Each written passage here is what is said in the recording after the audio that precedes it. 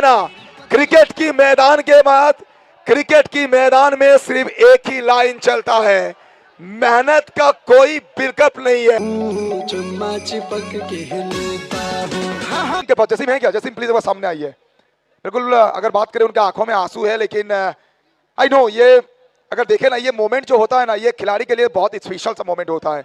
Jasim 5 over থেকে 26 short ক্রিকেটে বলতে পারি আমরা হয়তো খুব কম দেখেছি ডিফেন্ড করতে। দ্বিতীয় ইনিংস শুরু হবার পূর্বে কি বলেছিলে দলটাকে? কিছু বলার ছিল, যেটা ফার্স্ট ওভার ষোলোটা বল করছিল, 5 বলে 4 খেয়েছে, সেখান থেকে 5টা বল ডট।